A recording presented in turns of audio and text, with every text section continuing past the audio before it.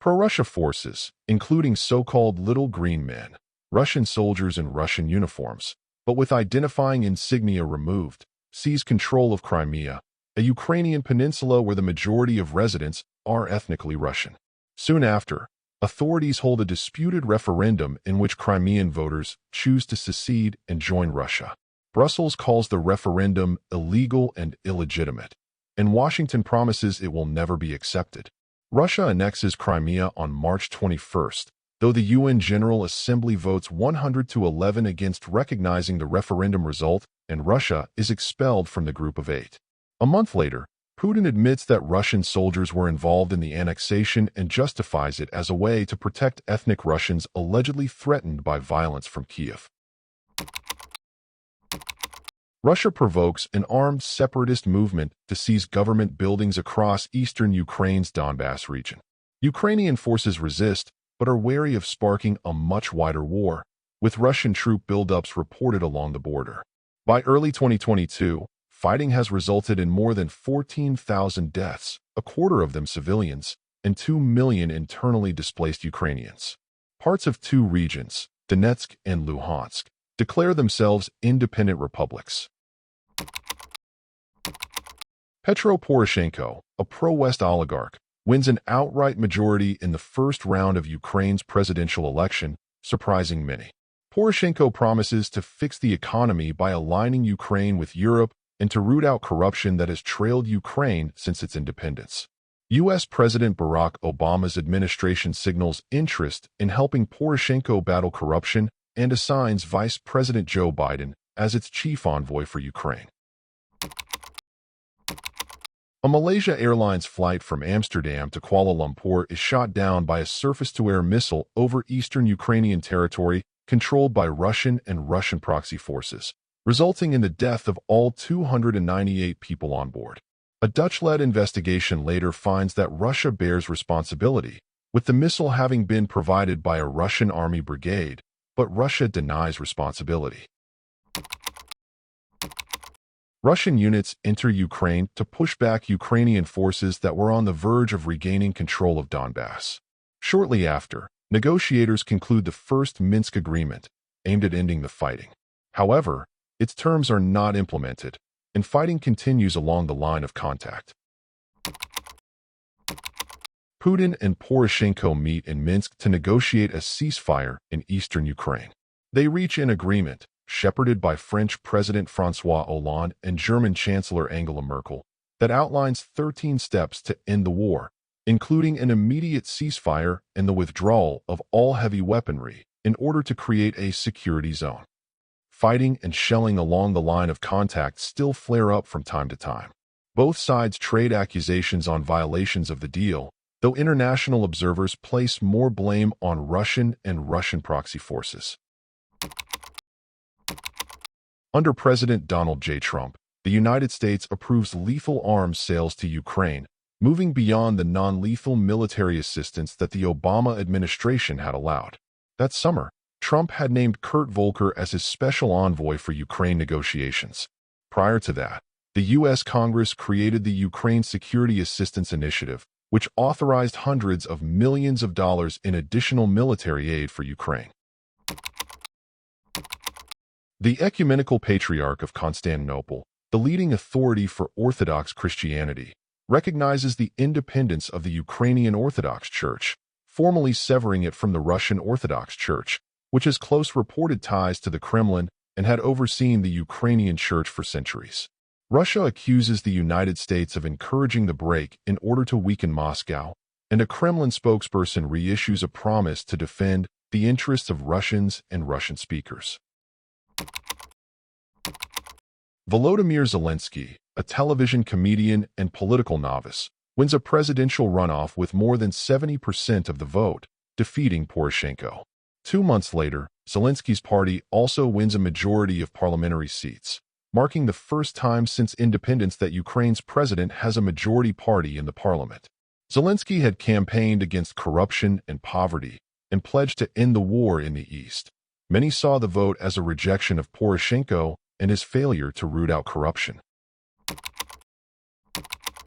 Trump and Zelensky have a phone conversation that later becomes the focus of an impeachment inquiry by the U.S. Congress into abuse of power and obstruction of justice. A U.S. government whistleblower expresses concern about Trump's alleged effort during the call to enlist Zelensky to investigate Biden, a leading Democratic candidate in the 2020 presidential election. In November, several former and current U.S. officials testified before lawmakers that the Trump administration postponed a Trump-Zelensky meeting and held up congressionally approved military assistance to get Kyiv to investigate Biden. White House officials dismissed the complaints as politically motivated, and in January 2020, Trump is acquitted in a Senate vote mostly along party lines. Ukraine is named a NATO Enhanced Opportunities Partner in June, joining Australia, Georgia, Finland, Jordan, and Sweden as countries with deeper cooperation on NATO-led missions and exercises. The alliance says the new status does not prejudge any decisions on NATO membership. In September, Zelensky approves Ukraine's new national security strategy, which provides for the development of a distinctive partnership with NATO with the aim of gaining membership. The previous year, Zelensky's predecessor signed a constitutional amendment committing Ukraine to become a member of NATO and the EU. Zelensky orders a series of measures against oligarchs, notably Viktor Medvedchuk, a businessman, chairman of Ukraine's largest pro-Russia political party, and close friend of Putin. The government freezes his financial assets for 3 years and shuts down 3 pro-Russia TV channels that Medvedchuk controls, alleging that they broadcast misinformation. That May, authorities lodged treason charges against Medvedchuk, claiming that he transferred oil and gas production licenses in Crimea to Russian authorities. Zelensky says the moves are necessary to defend the country, while Putin blasts them as motivated by anti-Russia bias. Officials from Ukraine and EU member states warn about recent Russian deployments near Ukrainian border areas and in Crimea, adding up to more than 100,000 troops, along with tanks, rocket launchers, and other weaponry. Analysts call it the largest troop buildup since Russia's 2014 annexation of Crimea. Biden, now U.S. president, and Putin agree to a June summit to discuss a range of contentious issues, including Ukraine, and launch dialogues on strategic stability and cybersecurity. The following month, Putin publishes an article titled "On the Historical Unity of Russians and Ukrainians," in which he questions the legitimacy of Ukraine's borders, asserts that Russians and Ukrainians are one people, and blames the collapse in bilateral ties on foreign plots and anti-Russia conspiracies. The Russian energy firm Gazprom finishes construction of the Nord Stream 2, a pipeline that is set to deliver natural gas under the Baltic Sea to Germany and could cut off a major source of income for Ukraine, a current transit country. Leaders in Kyiv protest that Moscow will use the pipeline, which could double gas deliveries to the rest of Europe, as a geopolitical weapon. The Biden administration opposes the pipeline but agrees to hold off on sanctions and reaches a deal with Germany to fund alternative energy projects for Ukraine. Amid the Russian military buildup near Ukraine, Germany says a German-based firm involved in the project must take administrative steps before any gas can flow, a process that could take until mid-2022. As Russia continues to mobilize tens of thousands of troops along the border with Ukraine, the Putin government demands a set of security guarantees from the United States and NATO. This includes a draft treaty calling for tight restrictions on U.S. and NATO political and military activities, notably a ban on NATO expansion. The Biden administration delivers written responses in January. Few details are made public, but it rejects Russia's insistence that Ukraine never be accepted into NATO and proposes new parameters for security in the region. Russia launches a multi-pronged assault on Ukraine, including an invasion by Russian forces from neighboring Belarus. In a series of addresses to the nation, Putin reiterates his claim that Ukraine is part of Russia and calls the government in Kyiv a fascist, puppet regime run by foreign powers. He frames his intervention as a mission to demilitarize and denazify the country and protect its Russian-speaking population in the east from genocide. Putin warns outside countries not to intervene, threatening them with consequences you have never faced in your history. The invasion draws broad international condemnation, including from the United States, European Union, and the United Nations, and Washington and Brussels promise severe sanctions on Russia. However, Biden rules out any involvement of U.S. troops in Ukraine. Ukrainian forces drive Russian troops out of several areas surrounding Kyiv, dispelling notions of a quick Russian military victory. Despite Russia's military superiority, analysts say Ukraine's early success is due to a combination of factors, including geographical knowledge, modern weaponry, most of which is supplied by the West, and the tactical use of smartphone devices. As Russia pulls back from the area, Ukrainian officials report potential Russian war crimes and crimes against humanity. Their findings include mass graves in nearby districts such as Bucha, Irpin, and Hostomel. Zelensky accuses Russian forces of committing genocide, and the International Criminal Court launches an investigation. Ukraine launches a lightning counteroffensive to reclaim major cities in Russia-occupied territory in the northeast and south. Ukraine's military liberates the southern regional city of Kherson, and in the north, troops push Russian forces back across the Dnipro River. They also recapture the region of Kharkiv, including the hubs of Balaklia, Izium, and Kupiansk, in what is seen as a major strategic defeat for the Russian military. As Moscow faces mounting losses, Putin orders a partial mobilization of some 300,000 military reservists. He also announces Russia's annexation of 4 Ukrainian regions, claiming the residents of Donetsk, Luhansk, Kherson, and Zaporizhia as our citizens forever. Following Putin's announcement, Zelensky says Ukraine is submitting an accelerated application to join NATO.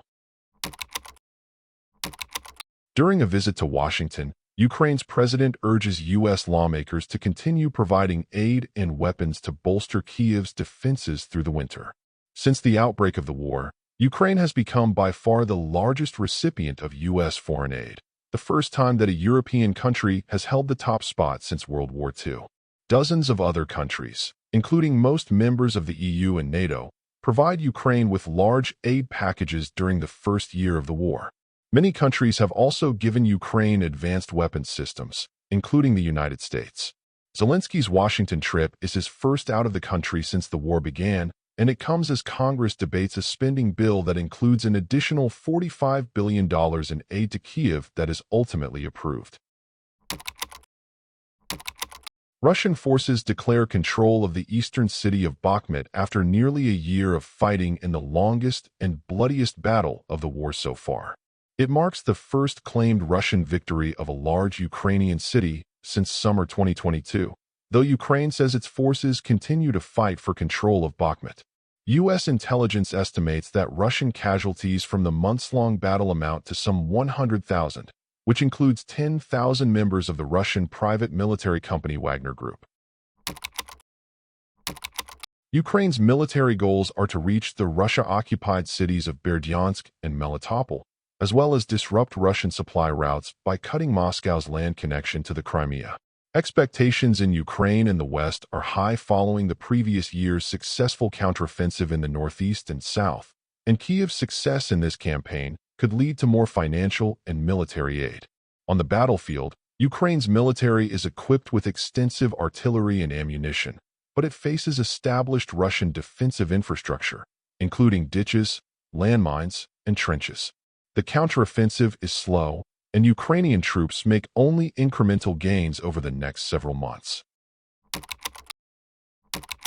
The Wagner Group and its leader Yevgeny Prigozhin stage an armed mutiny against Russian leadership, seizing military installations in the southern city of Rostov-on-Don before advancing toward Moscow. The Wagner Group has played a significant role in the war, and its troops were heavily involved in the battle for Bakhmut. While Prigozhin reaches an agreement with the Kremlin the following day, the short-lived rebellion sows momentary political chaos in Russia. 2 months after the rebellion, Prigozhin and other senior Wagner leaders die in a plane crash that U.S. intelligence assessments conclude was caused by an intentional explosion. Ukrainian forces, meanwhile, have made only gradual progress so far in their attempt to retake Russian positions in the east and south. Moscow announces that it is pulling out of the Black Sea Grain Initiative, an agreement brokered by Turkey and the United Nations in July 2022 in which Russia agreed to ease its military blockade of Ukraine's Black Sea ports to help facilitate exports of Ukrainian fertilizer, grain, and oilseed. Russia says its withdrawal is due to Western sanctions that are impeding exports of its own fertilizer and food.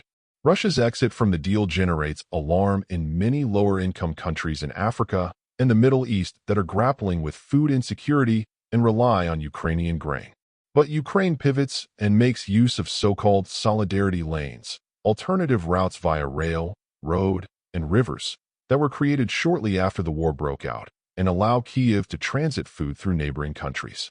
However, in September, Hungary, Poland, and Slovakia imposed import bans on Ukrainian grain after their own farmers expressed concern about selling their crops. EU leaders agree to open accession negotiations with Ukraine, marking a step forward in the country's pursuit of membership in the bloc, though the process is expected to take several years. Zelensky hails the decision as a victory for Ukraine and Europe. The move comes amid a grinding military stalemate in the war and as political support for Ukraine falters in some Western countries, including the United States. 8 months after launching its spring counteroffensive, Ukraine's military has made little progress in retaking Russia-controlled territory in the east. Russian troops have fortified their defensive line, and Ukraine is eventually forced to withdraw from the city of Avdiivka in Donetsk province after months of fierce fighting. Hundreds of Ukrainian troops are feared to be captured or missing after the pullback. The move gives Russia its biggest military victory since the fall of Bakhmut in May 2023, and is seen as bolstering Russia's hold on Donetsk. Ukraine's foreign minister says the loss of Avdiivka is due to the United States' failure to approve additional emergency wartime aid, as Kyiv supplies run low. Russia's seizure of Avdiivka follows a reshuffling of Ukraine's military leadership and comes just ahead of the second anniversary of Russia's full-scale invasion. Ukrainian forces mount a surprise offensive into the Kursk region in western Russia, seen as a bold attempt to divert advancing Russian forces in the Donbass. In response, Russia launches a counter-terror operation in Kursk, as well as in 2 other nearby regions that have been hit hard by aerial attacks and shelling. According to Ukrainian and Western assessments, thousands of North Korean soldiers have been deployed to Kursk as part of Russia's offensive, sparking concerns about escalation of the war. The North Koreans' involvement spurs Biden in November to authorize Ukraine's first use of the U.S.-made Army tactical missile systems with a range of roughly 190 miles to hit targets deep within Russian territory.